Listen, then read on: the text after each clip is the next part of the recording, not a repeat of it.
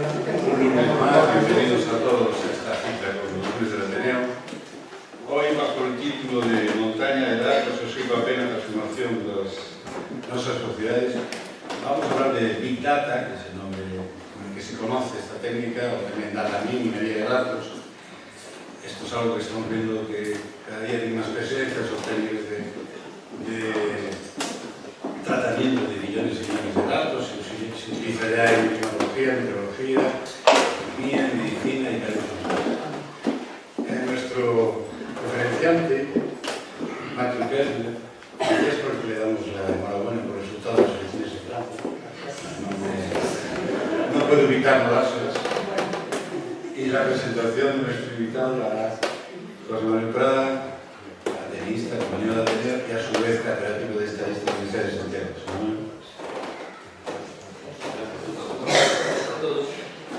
Voy a ser muy breve.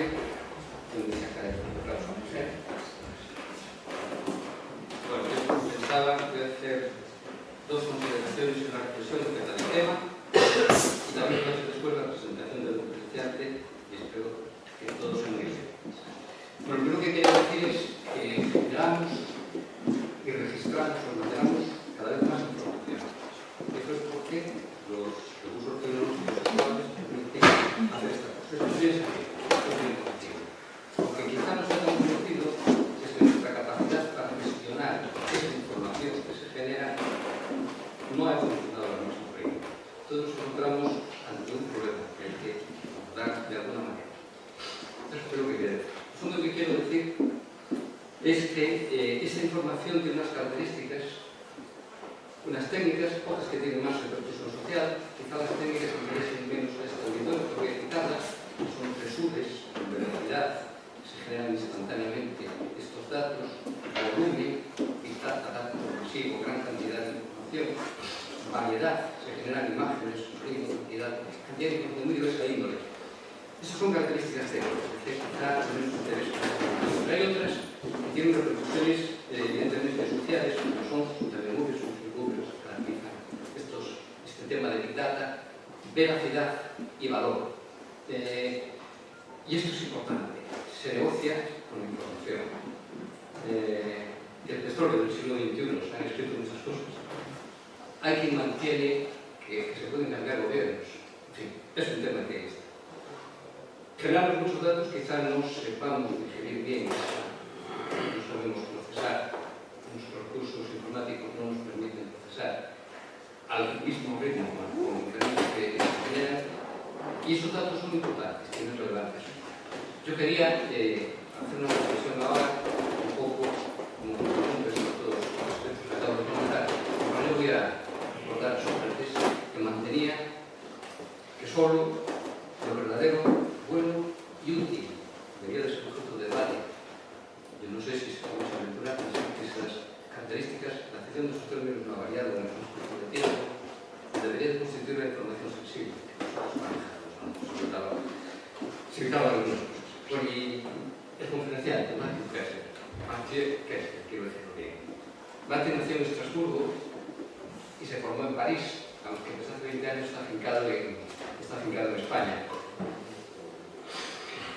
Es catedrático de Estadística e Investigación Operativa de la Universidad Politécnica de Cartagena y autor de muchos trabajos, de muchas publicaciones relacionadas con temas de su especialidad. Además, ha investigado en campos muy diversos. Lo que para nosotros quizá en este momento tenga más importancia es que es vicerrector de Tecnologías de la Información y Comunicación de la Universidad Politécnica de Cartagena, y por eso una persona muy adecuada a hablarnos de todas estas cosas. No voy a decir nada más, bienvenido a la Ateneo y que todos se ríen, entonces como tu casa. Muy bien, muchísimas gracias. Bien, pues en primer lugar decir que es un placer y un honor para mí participar en la serie de actividades que organiza la Ateneo en nuestra página web, y es un programa muy rico, intenso, muy diverso, y estoy encantado de poder aportar mi granito de arena. Se ha llamado montaña de datos, diferente lo que como término se llama Big Data, y como estos datos y esta recogida de datos y el tratamiento de los datos poco a poco están transformando la sociedad. En realidad lo transforman desde hace muchísimo tiempo. histórico, pero en estos últimos años parece como que se vuelven absolutamente omnipresentes. Por una parte, hace mucho tiempo que el funcionamiento de nuestras sociedades está asociado a datos, está basado en datos. La gobernanza a todos los niveles, nacionales, regionales, municipales, pues se basa en el indicador, en la tasa de riesgo, el crecimiento, las proyecciones de paro, etcétera, etcétera, o de ingresos. Lo sabemos de sobra, tanto desde el punto de vista financiero como en titulaciones de estadística, etcétera, etcétera. Pero además, esta tendencia se ve acentuada con el progreso de la administración electrónica.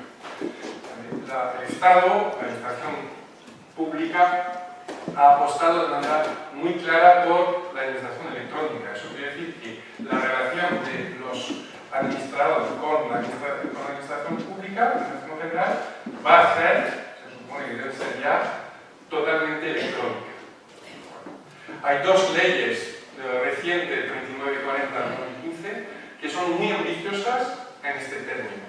En particular, esto implica que el ciudadano tendrá derecho a no volver a presentar ningún papel que ya ha presentado alguna vez en alguna administración pública. Esto quiere decir que si yo en un ayuntamiento perdido, claro, alguno habrá, digo yo, de la provincia de Coruña, presento algún papel, algún certificado, me mudo a Cartagena y puedo exigir no tener que volver a presentarlo. Esto es algo bastante utópico de momento, ¿no? Pero la administración el Ministerio está apostando muy fuerte por esto, en particular para trabajar por la interconexión de registros. Los registros serán electrónicos y están interconectados. Entonces, ¿eso qué tiene que ver con datos? Pues me da muchísimo, porque eso quiere decir que nosotros, como personas, también tendremos expedientes con metadatos, mucho de lo nuestro estará relacionado, eso tendrá mucha ventaja, ¿no? Mucha desventaja, pero también habrá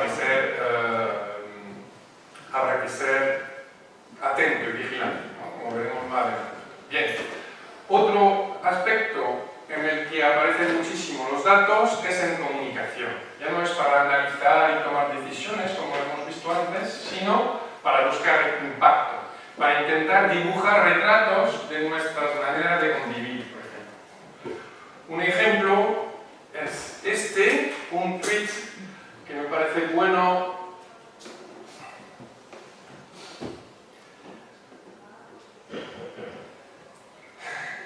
del Comité de Ayuda al Refugiado, que relaciona lo que pasó con el Titanic con lo que pasa en el siglo XXI con los muertos del Mediterráneo.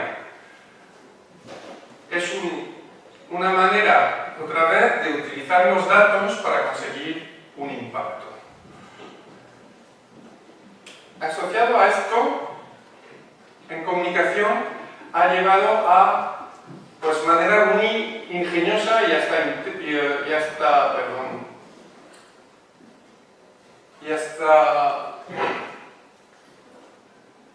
bueno, el ratón es regular, ahora, y hasta ingeniosa artística de presentar los datos. Es un tuit muy reciente sobre el porcentaje de personas mayores de 65 años y la proyección hasta 2029. Vemos que Galicia va evolucionando hacia un envejecimiento de la población. Esto es lo normal. Ahora queremos visualizaciones interactivas o que se mueven, el usuario puede interactuar con él, etcétera, etcétera. Como decía, en esto entra incluso aspecto artístico. Esto es una manera de visualizar, eran puntuaciones asociadas a las votaciones de Eurovisión.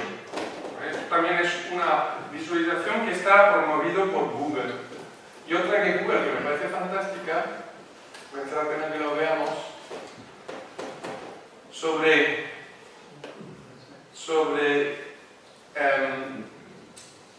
las búsquedas de términos asociados a la alimentación en Google. ¿De acuerdo? Google organiza unos talleres de programación en el que ofrece la posibilidad de explotar los datos de búsqueda.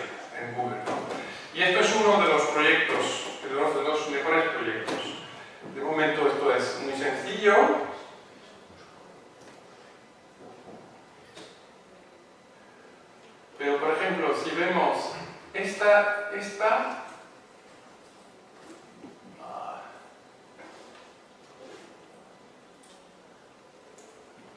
vamos a ver esta animación. Esto es una visualización de datos preciosa, realmente. Y lo que enseña solo es la frecuencia de búsqueda de la palabra albaricoque.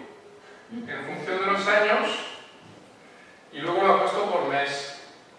Y la distancia al centro representa la frecuencia de aparición. Se está transformando en una disciplina hasta artística, realmente, una presentación de este estilo. Bien. Bueno, aparte de esto de la comunicación, hay una cosa que ha mencionado José Manuel anteriormente, y el hecho de que se quieren perder más datos. Una de las cosas son los sensores. Sensores, ahora es barato instalar sensores. La segunda aspecto es el IoT, es Internet of Things, el Internet de las cosas, de manera que muchos de los dispositivos que estarán en nuestros hogares estarán conectados con Internet. Un ejemplo es un proyecto en Santander que se llama Smart Santander, un proyecto europeo en el que en toda la ciudad han instalado como unos 3.000 sensores.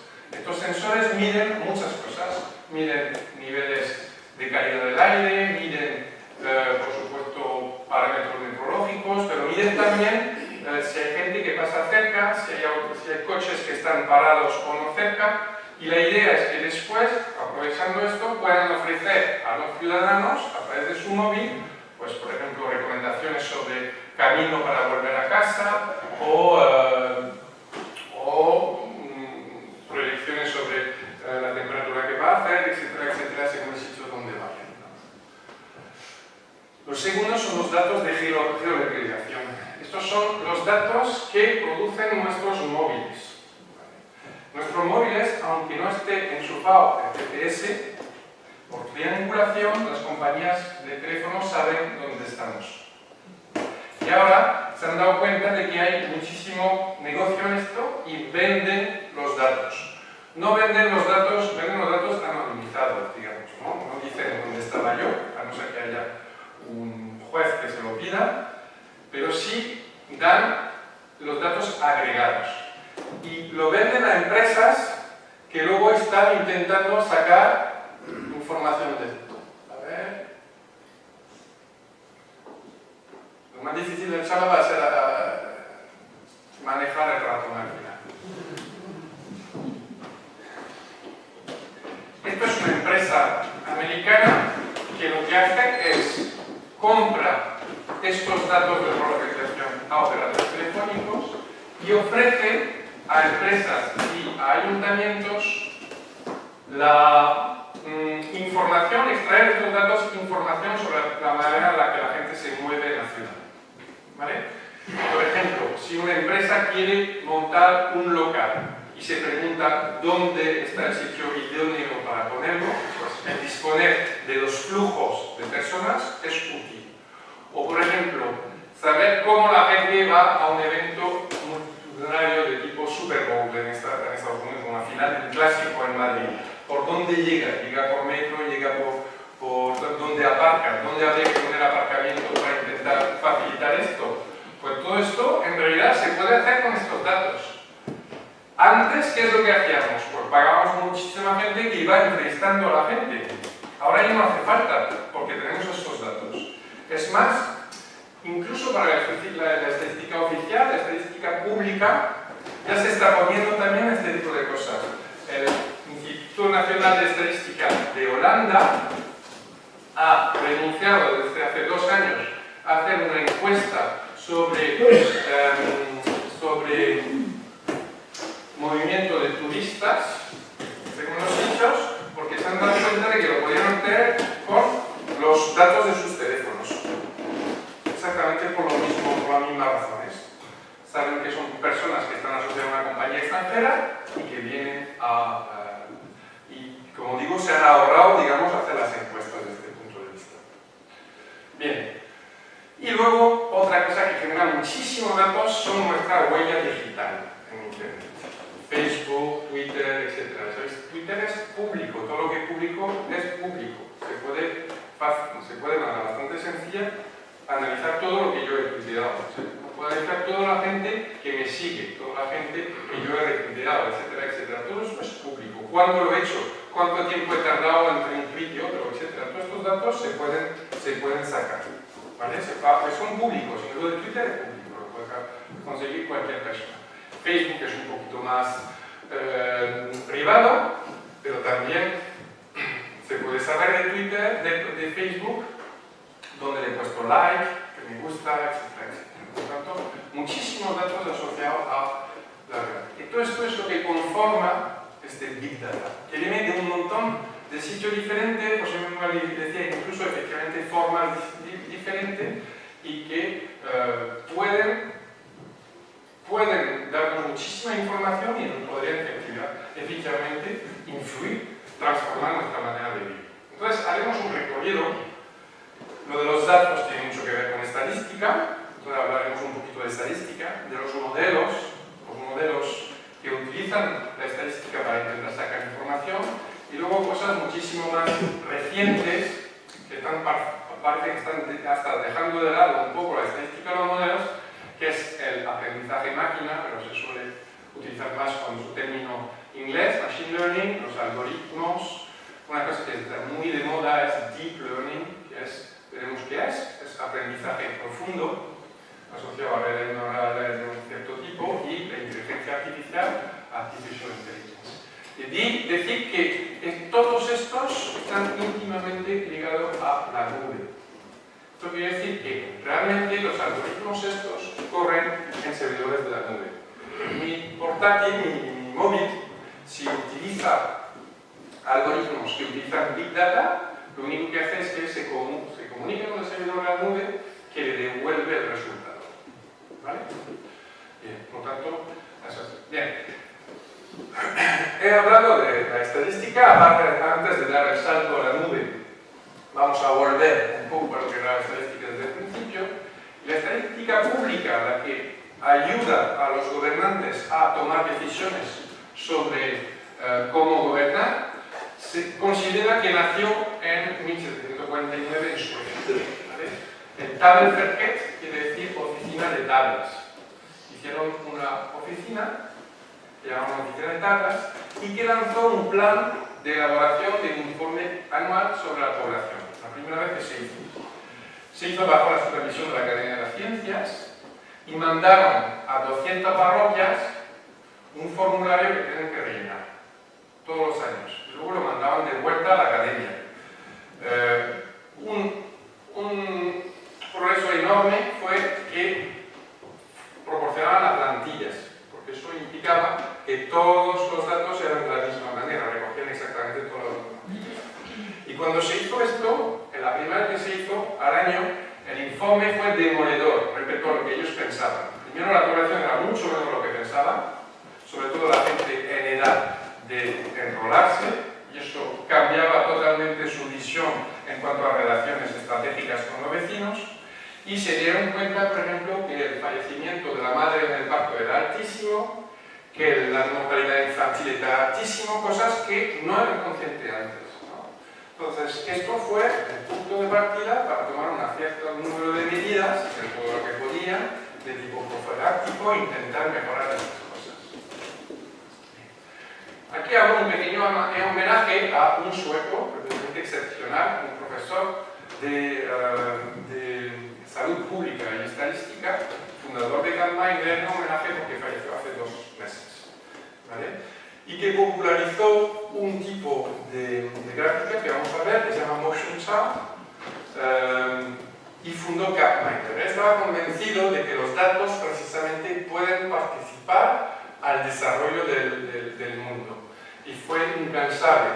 En internet podéis encontrar varias charlas suyas, TED Talks de estos y varias muy interesantes. Voy a ver si lo consigo. Una de las cosas que hizo, que es muy interesante, es una manera de visualizar los datos asociados al desarrollo de los países.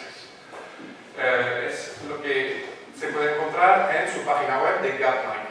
Cada una de las burbujas es un país. veis que ha utilizado, para intentar ir más allá de las dos dimensiones que tiene una gráfica de esta, distintas cosas. Primero, el color es la zona geográfica. Luego, el tamaño de la burbuja corresponde al tamaño del país, al tamaño de la población del país, ¿no? Y luego hay una cosa interesante, es que está el elemento del tiempo. En el eje OX aquí es la esperanza de vida en años y aquí es el PIB per cápita, ¿no? ¿Qué se dice? Entonces, tengo la opción aquí de ir hacia atrás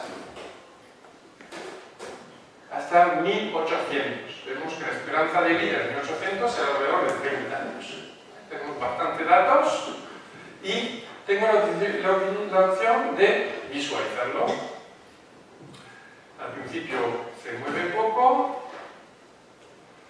llegando al final del siglo XIX, vamos a ver la Primera Guerra Mundial, la Segunda Guerra Mundial, y a partir de 1950 los progresos en medicina llevan a una mejoría global de las esperanzas de vida, aunque algunos, por supuesto, países siguen estando bastante bajo.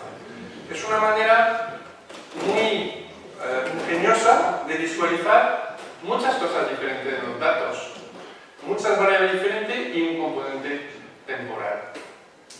Bien. Entonces, hemos hablado de la nube, acabamos de ver una visualización que es interactiva, que utiliza de manera crucial los ordenadores, pero en realidad la estadística existe desde hace mucho antes de los ordenadores. Y lo que hace es que proporciona modelos y métodos para incluir la incertidumbre.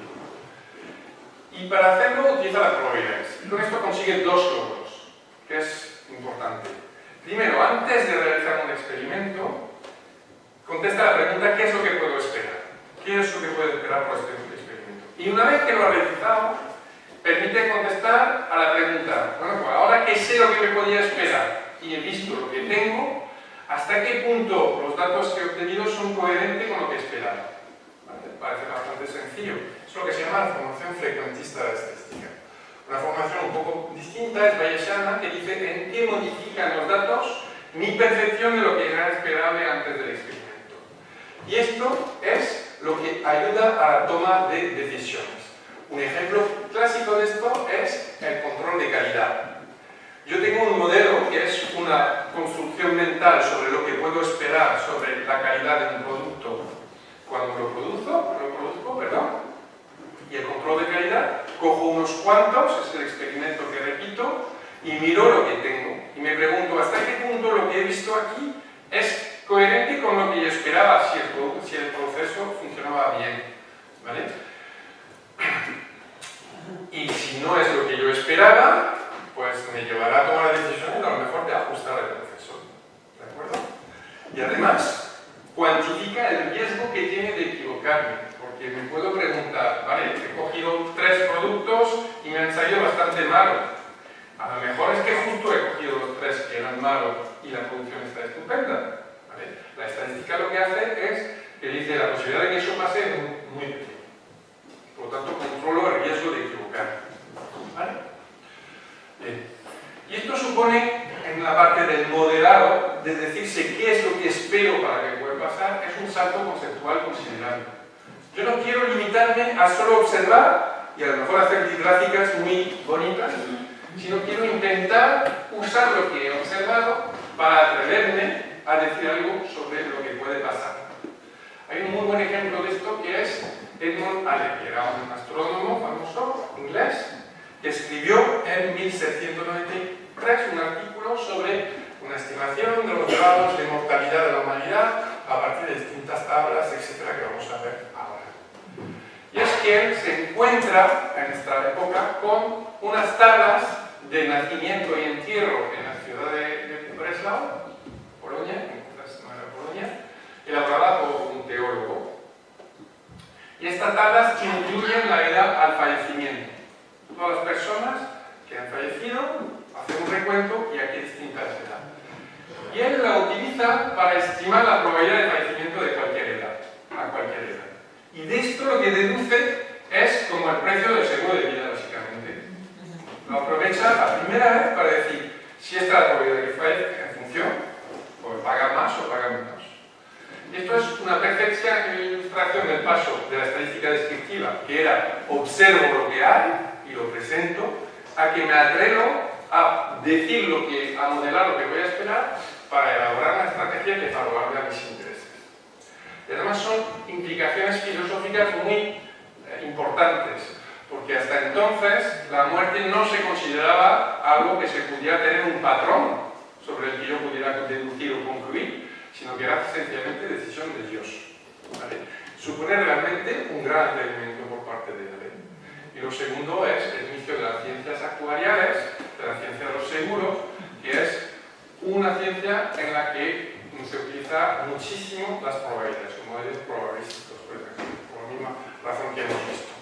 Bien, el salto considerable que hemos visto utiliza modelos que son descripción de los esperables, y para describir los esperables tenemos que ser capaces de tener en cuenta y cuantificar la incertidumbre, que es la variabilidad no controlable, que es lo aleatorio. Y eso lo que utiliza es la probabilidad, es una teoría matemática que sirve precisamente para cuantificar esta incertidumbre. La probabilidad proporciona lo modelo matemático del azar, la estadística lo utiliza de manera fundamental, y por las mismas razones que les hemos dicho antes, a pesar de que en matemáticas hubo grandísimos avances de las civilizaciones griegas, etcétera, árabes en álgebra, geometría, etcétera, pues de probabilidad nada. ¿Por qué? Porque suponía un enfrentamiento con la concepción realmente filosófica y religiosa del mundo de entonces. Y es solo hasta finales del siglo XI que se hizo por Cardano, que era un humanista de esto universal, matemático, físico, médico, y lo que le pasaba es que era un jugador entonces realmente intentó ver si, sabiendo que había incertidumbre, que yo no podía predecir lo que iba a pasar en el juego, es posible que yo buscara algo que sí me pueda favorecer. O sea, es posible encontrar estrategias favorables aun sabiendo que es imposible predecir lo que va a salir, y para eso sencillamente lo que se hace es que se asigna una probabilidad a cada resultado posible.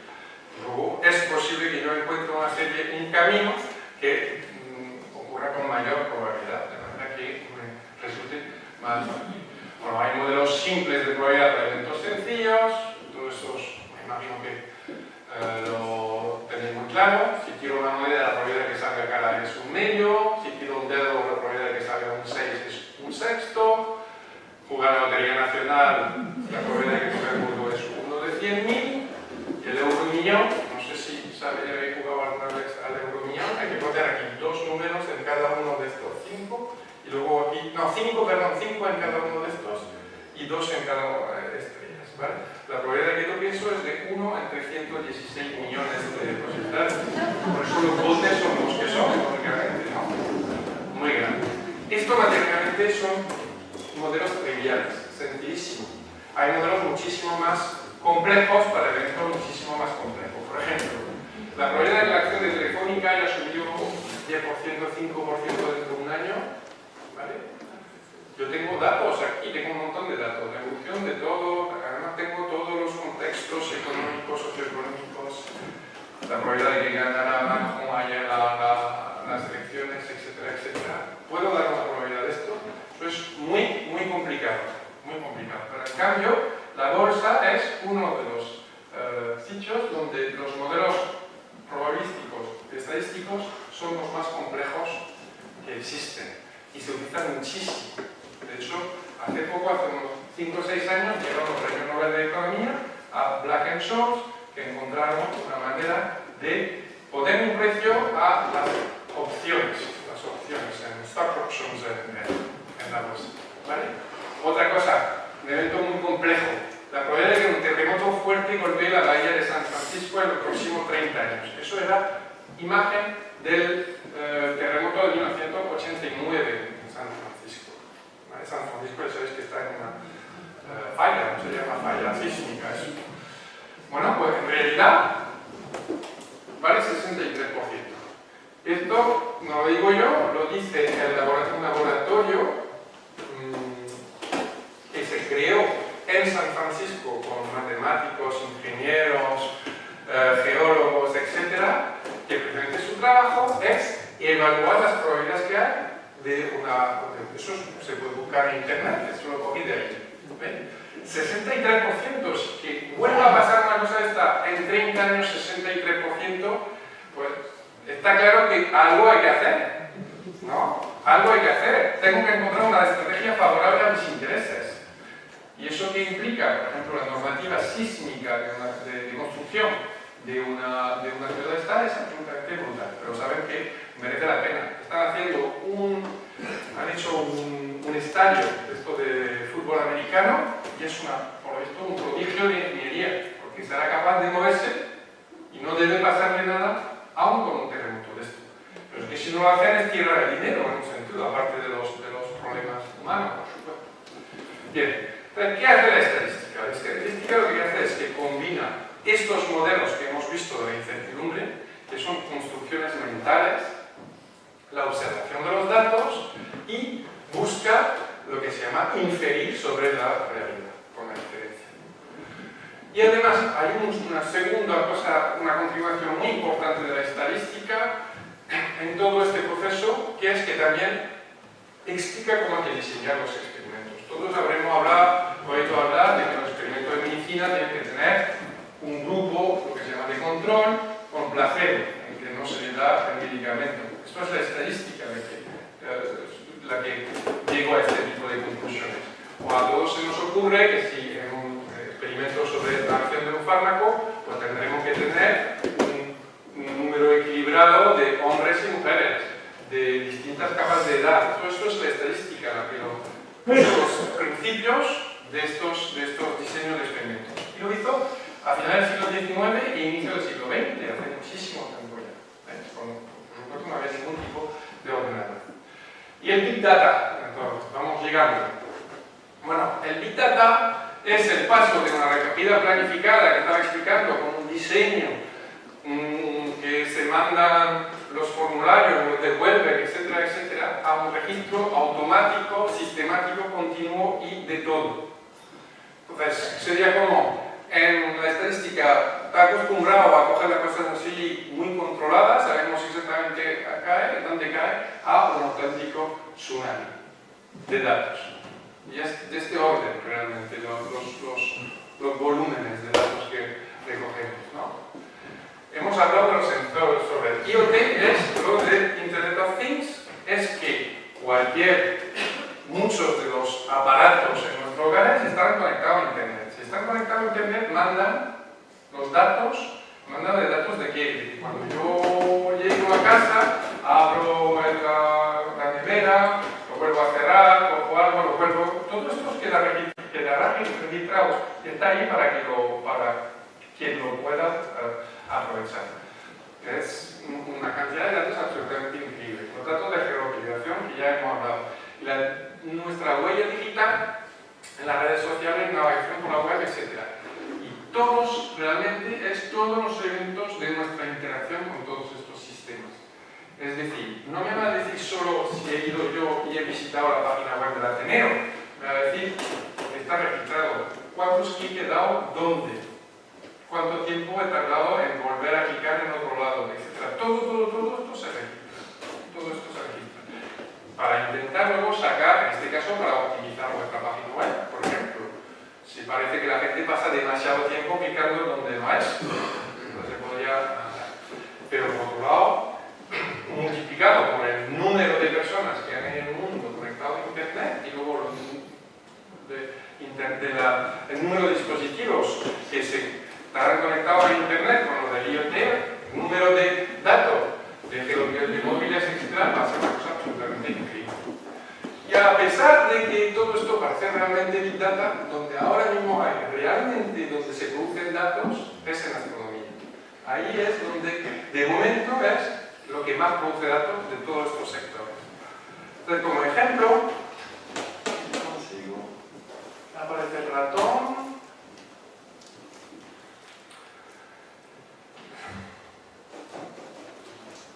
Bueno, eso no era lo que quería hacer. Sí. Bien, Pues esto es una publicidad de IBM que participa en un proyecto astronómico muy ambicioso de la Unión Europea que se llama Square Kilometer Array, que es en 1 kilómetro cuadrado instalar 3.000 platos de estos. 3.000. ¿Veis? Esto es una furgoneta, son platos muy grandes, ¿vale? Y dicen que en un día los datos que recoge esto, que son datos brutos de lo que dice el espacio, es más que el tráfico internet mundial en un día, ¿vale? Que para almacenarlo necesitarían cada día 15 millones de iPods de 64 gigas. ¿Os imagináis lo que supone esto? Y luego hay que hacer algo con esto. El problema no es almacenarlo, pero ¿qué se hace con esto? Pues esto es presente, para eso ellos lo publicitan. Dicen que han sido elegidos para construir el sistema de almacenamiento y luego, aquí lo que vemos, la clasificación automática de datos, la búsqueda, utilizan algoritmos muy sofisticados para intentar sacar algo de información de todo eso. ¿Vale? Bien, pues la astronomía. Entonces, como hemos visto, el Big Data supone, para empezar, enormes desafíos informáticos. Realmente, cuando hablamos de estas cantidades de datos, hay que estar preparado para... Y además, respecto a lo que acabo de explicar sobre probabilidad estadística, básicamente podemos decir que se ha renunciado al modelado de la incertidumbre. La estadística deja paso a aprendizaje máquina, que es lo que decía el machine learning. Los procedimientos de inferencia de la estadística se sustituyen por algoritmos y aparece la inteligencia artificial, API. Entonces, si la estadística que hemos visto, una construcción mental, un grado de incertidumbre, la observación de los datos y se combina para dar la realidad, la estadística realmente da mucho valor al modelo de los estudios. Da algo menos de valor a la observación de los datos, sobre todo que a menudo no tiene mucho dato, pero tiene un modelo muy rico. Entonces puedes sacar información.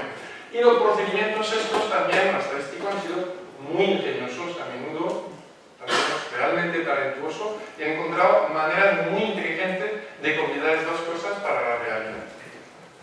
¿Qué hace el machine learning? Para empezar, cambia totalmente. Ahora tenemos tantísimos datos que donde está el peso y el valor es en los datos. Incluso el modelo de la incertidumbre básicamente desaparece. No hay incertidumbre porque tengo tantísimos datos donde está la incertidumbre.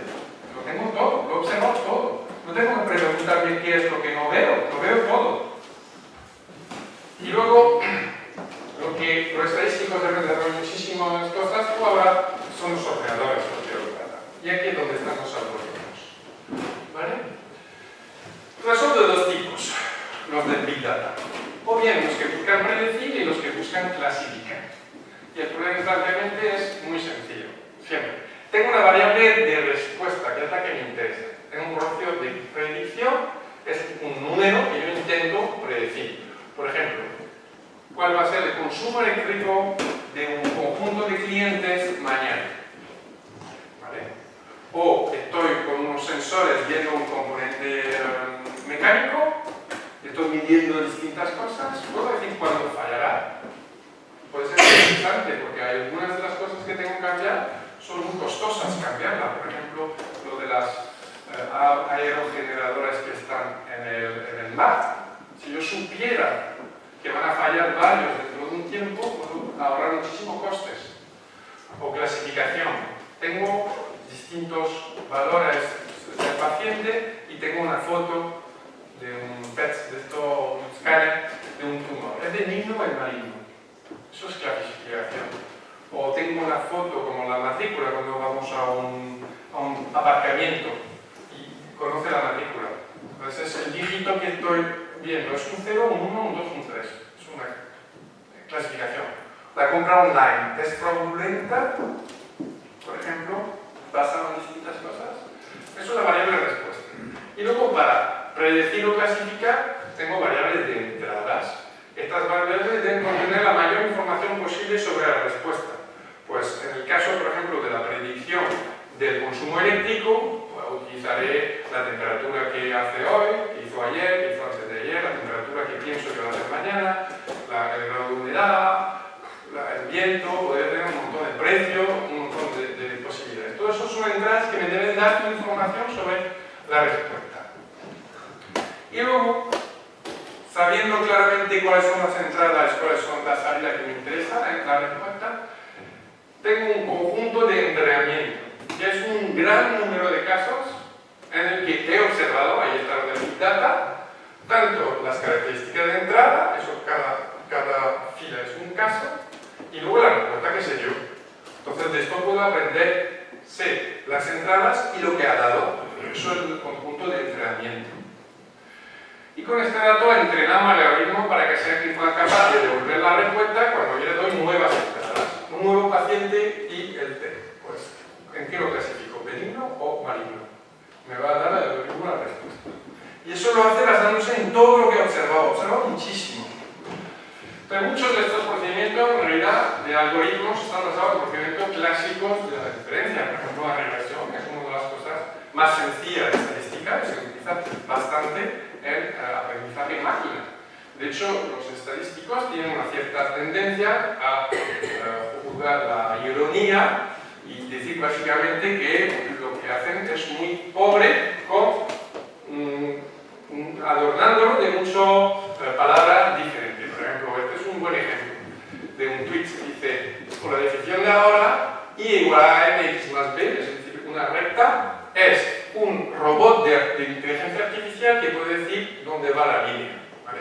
Es una manera de burlarse, digamos, de los procedimientos que utilizan, los términos que utilizan estos nuevos campos.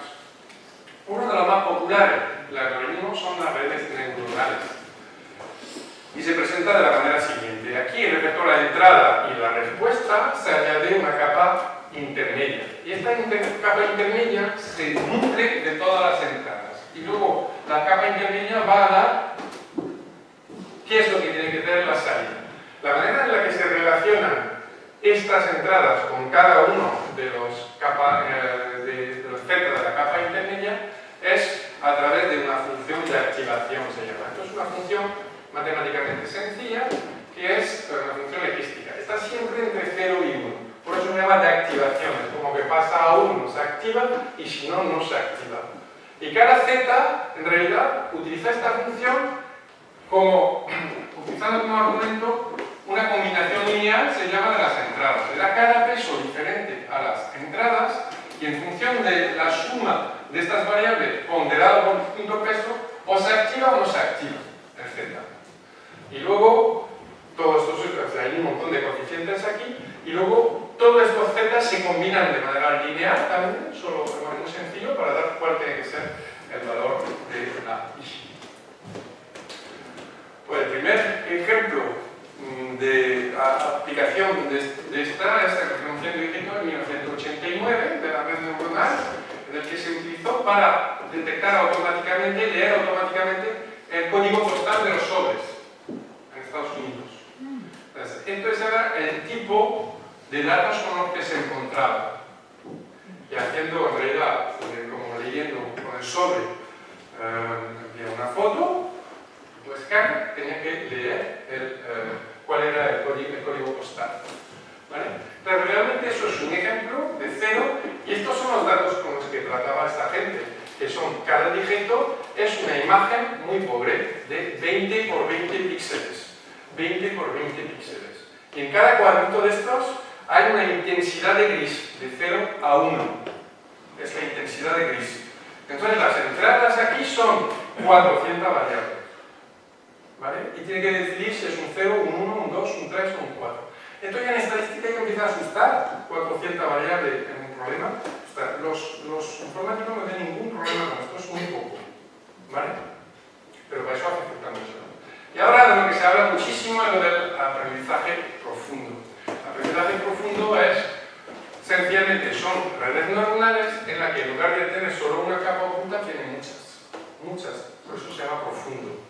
¿Vale? Se supone que, tal como dicen, es que se va pareciendo un poco al funcionamiento del cerebro. ¿Vale? Porque, bueno, de alguna manera, una imagen real.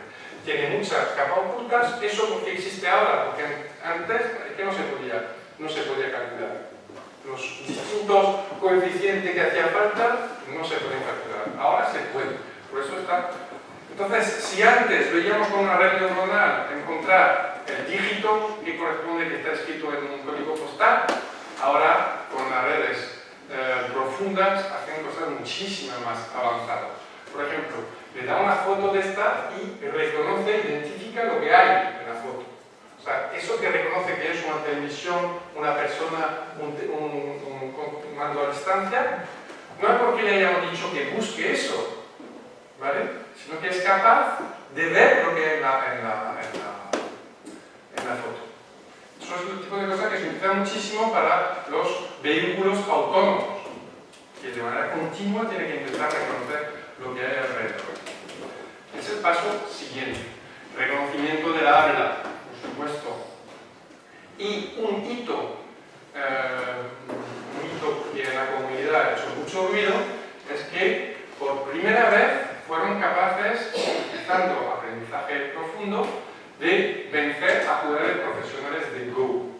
El ajedrez hace muchísimo tiempo que la máquina vencía a los jugadores. En Go era una cosa como casi imposible, porque tiene tantísimas combinaciones posibles, por lo visto yo no sé cómo jugar, que se veía como un imposible o casi. Pues por primera vez en 2015 lo vencieron. De hecho venció el campeón europeo de Go 5 partidas a 0, o sea, no le dio ninguna opción. Eso fue publicado en Nature. O sea, realmente un hito muy importante. ¿Vale? Y luego la inteligencia artificial. La inteligencia artificial respecto al reconocimiento de habla es el paso siguiente. No solo yo reconozco, oigo lo que quieres decir, pero además percibo tu intención. Yo sé la frase que dices, pero encima sé lo que quieres. ¿Vale? Esto que parece también una cosa muy impresionante, pero en realidad esto ya se puede comprar perfectamente. Esto se llama, a ver si consigo, si aparece el ratón, esto se llama, es de Amazon. Introducing Amazon Es Echo en inglés, pero merece la pena verlo un poquito. Hi there. and some of Echo's first customers. Es un aparato que está en la Echo casa. is a device designed around your voice.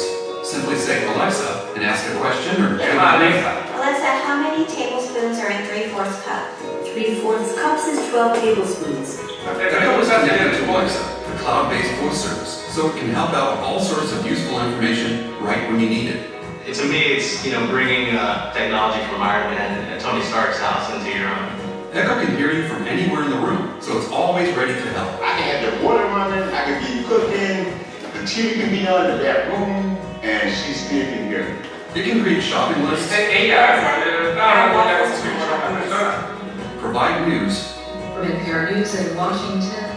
control lights, Alexa, turn on the lights. Enciende las We luces. use it to set timers. We use that feature all the time. That's one that's specifically helpful for blind people. calendars, Today at 1 p.m. there's lunch with Madeline. and much Te more. recuerda las citas que tienes en el día. For Jose's commute, the fastest route takes about 18 minutes. You can even reorder from your Amazon shopping history by simply asking Alexa. The Prime reordering is when you can ask Alexa to order something that you've already ordered through your Prime account. Stream music from Pandora, TuneIn, iHeartRadio, and Prime Music. We use music a lot. Se ha And acabado. listen to your favorite audiobooks from Audible. In the years since I first started reading Marty's Misses, With its advanced audio design, Echo fills any room with immersive sound. And she's kind of funny. Alexa, tell me a joke. También tiene un Walter chiste rode para su across the hijo. road because it was stuck to the chicken's foot. The Echo app is useful for keeping track. Sigue un poquito, unos minutos más, pero yo creo que la idea la tenemos clara. Y esto es una cosa que se puede comprar en España, no, pero en Estados Unidos por 150 euros, una cosa de esto. Y eso está conectado a Internet también, ¿no? Lo que decía antes, que realmente no es eso el computador, no tiene una cosa. Esto es en la nube, ¿vale? Solo que lo devuelve. Esto es de Amazon, pero Google tiene exactamente lo mismo, se llama Google Home, creo, y Microsoft tiene otro que se llama Cortana. Microsoft incluso se ha puesto de acuerdo con Mattel, que es un fabricante, uno de los más gordos de juguetes, para hacer un juguete que tenga este nivel de interacción con el niño, ¿vale? Y esto es Big Data. Esto es Big Data en el sentido de que cómo sabe lo que hay que contestar, porque realmente ha sido entrenado con toneladas de frases diciéndole qué intención era para estas frases, ¿vale? Se le entrena, explicándole cuál es. Bien, 3 observaciones finales para acabar. Los datos pues, parecen formar parte de todos los escenarios de futuros posibles. Realmente formaba parte desde hace mucho tiempo, como hemos intentado ver en esta charla, pero parece que en los últimos años son seguramente donde más influyen básicamente nuestra manera de vivir diario. La estadística, pues esto es lo que decía con José Manuel, hasta cierto punto se está quedando atrás, lo que yo he explicado, porque seguramente las herramientas informáticas que se necesitan son tan avanzadas que los estadísticos no tenemos estas competencias. Entonces, los informáticos se han apropiado un poco, porque eso sí ellos lo tenían fácil. Y nos cuesta. La parte moderado, en esto hay muy poco. De Big Data se nos ha olvidado todo lo de la incertidumbre ahí, como digo. Más datos, cuanto más datos, a priori, mejores decisiones. Entonces aquí, para la reflexión, pues está claro que en muchos casos sí, pero no siempre, pienso. Por ejemplo, ¿qué impacto pueden tener los asistentes como Alexa, que acabamos de ver, sobre los niños? Eso no lo digo yo, lo dicen, pues, voy a ver si consigo, este es un enlace a una página web que dice que millones de niños están interactuando con estos robots que realmente no tienen inteligencia emocional ninguna, solo tienen inteligencia factual, de hechos, no emocional. Entonces, algunos psicólogos dicen que les lleva a los niños a ser, por ejemplo, menos cumplidos, porque piden una cosa, se les da automáticamente les da la respuesta, ¿no? Por lo tanto, allí no está claro que sea una cosa fantástica. Otra cosa que me parece increíble es Sesame Credit, que hay una información reducida, pero que ilustra bien lo de los Big Data. Esto es un ejemplo de gamificación, de utilizar el juego para obtener un objetivo. Es en China, ¿vale? Han lanzado un juego en el que se persigue o se busca la obediencia al sistema, básicamente. Entonces, se han juntado el gobierno chino con una plataforma de venta muy famosa, se llama Alibaba, ¿lo conocéis? ¿No? Que es uno de los competidores gigantes de Amazon, etc., con una empresa que realiza juegos de videojuegos y han hecho una cosa muy atractiva en el que tienes un cierto número de puntos y estos puntos, como ellos automáticamente leen lo que publicas en Facebook. Entonces, si publicas en Facebook algo que es pro gobierno, suben tus puntos. Si en cambio pones fotos que están asociadas a financiar, por ejemplo, cosas de estas, bajan tus puntos. Si ahí compras cosas que van hacia la mayor gloria del pueblo, por ejemplo, zapatos para trabajar, suben tus puntos. Si en cambio compras algo de Japón, que es el enemigo, bajan tus puntos. Luego encima saben que a través de saben quiénes son tus amigos, puesto que la red, los seguidores, etc. Si tú te relacionas con amigos que tienen menos puntos que tú, tus puntos bajan también. Imaginaos que por lo visto, todo presentado de una manera en forma de juego. Y parece que, según los puntos que tienes, el score que tienes, pues te facilitan algún papeleo que solicitas para viajar, por ejemplo, o te dan más fácilmente algún tipo de crédito hasta dentro de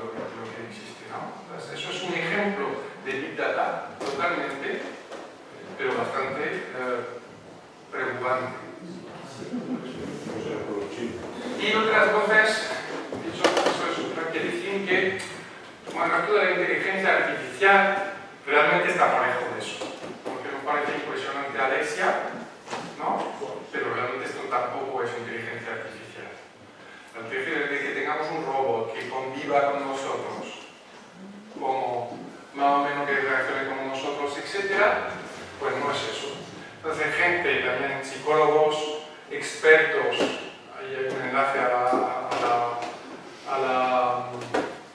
la entrevista, dicen que esto, solo basándose en datos, es imposible que lleguemos a aprender como lo haría un humano. Y él dice, por ejemplo, aquí, esta persona, los límites de la AI, consigo bajar, se llama Marcus. Este es uno de los más famosos, Gary Marcus. Y tenía muchísimo, ha estudiado el procedimiento de aprendizaje, estaba muy interesado en el tema de la inteligencia artificial y dice que por qué los toddlers son los niños que gatean. ¿Por qué los niños que gatean son más inteligentes que los operadores? ¿Okay? Dice que estamos muy lejos de llegar a eso realmente, a este tipo de inteligencia humana. Y que para él, ¿por qué? Porque solo basándose en datos no puede ser. Necesita una teoría, digamos, un modelo. Necesita un modelo a juntar con todos estos datos. Él piensa que hasta que no lleguemos a eso no daremos un paso realmente. Hay un mejor oportunidad para estadística. Volver a engancharse a un tratamiento de este estilo. Bueno, pues con esto acabo. Muchísimas gracias por vuestra atención.